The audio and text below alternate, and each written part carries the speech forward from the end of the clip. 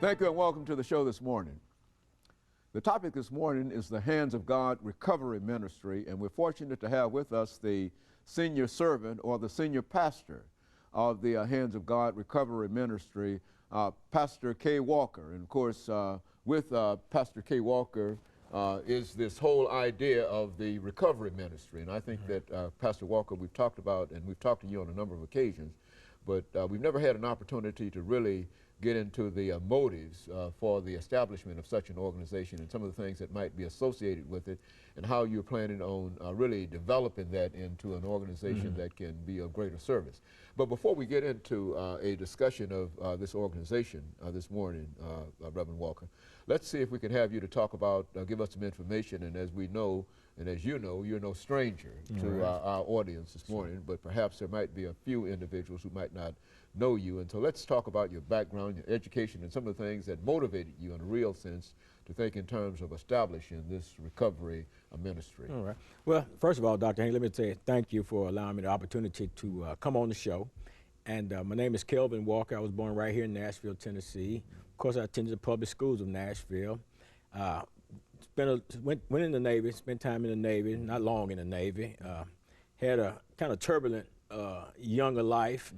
Did a few studies at Tennessee State University. Didn't get a degree or anything, and also did some courses at Tribeca East Campus prison program. Did that while I was incarcerated in the Tennessee State prison system back during the 70s and early part of the 80s. And that kind of brings me to where I am today. That, you know, my background, Dr. Haney, is actually what creates in me a passion to do what I do.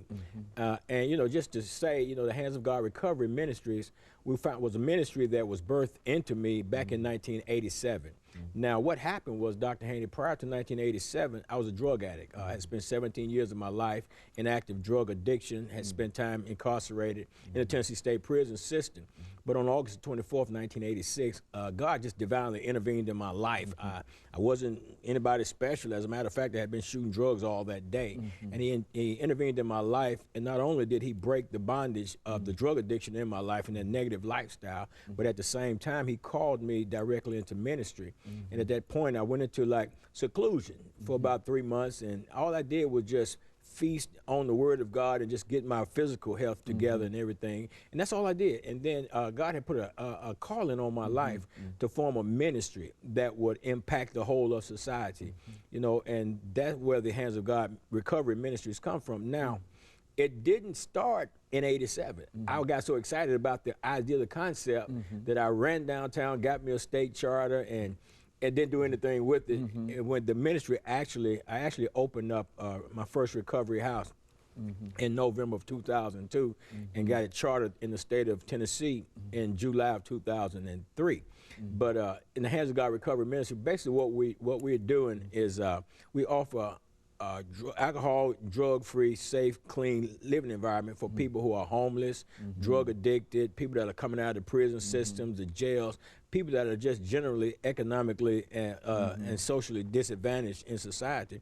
And what we're trying to do is put together some things, you know, that would actually help people, because we realize that there is a need out here for people to be helped. There's a lot of people in situations, experiencing circumstances in their lives that they need, Dr. Haney, more than just prayer. You know, that's what I often think. You look, when you see so many people, all of them have so many problems, but what's the cause of some of the things? I mean, is there a mental situation that you can address, or is it all spiritual, or what? Well, you know, I think there's a little spiritual that goes into that thing, because especially when you start experimenting with drugs and drinking and stuff like that, you actually, to me, just actually opening a door to allow any kind of negative influences to come into your lives and kind of direct your lives and stuff like that. And I think in terms of drug usage and stuff, I know with myself, it started off, you know, sipping on my daddy's beer.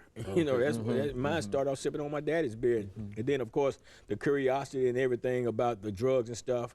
And you know, you start doing it, everybody else is doing it, and then before you know it, it starts doing you. Now it's instead of you being in control of it, now it's in control of you, and it's driving your life now. It's taking you from the driver's seat, and now you're acting in accordance to what it wants you to do. So that's what I say in terms of it being somewhat of a spiritual affliction, because, you know, you take the person that, I mean, you got some well-meaning people, I mean, some degreed professionals out here that are addicted and on the streets, you know, because of this.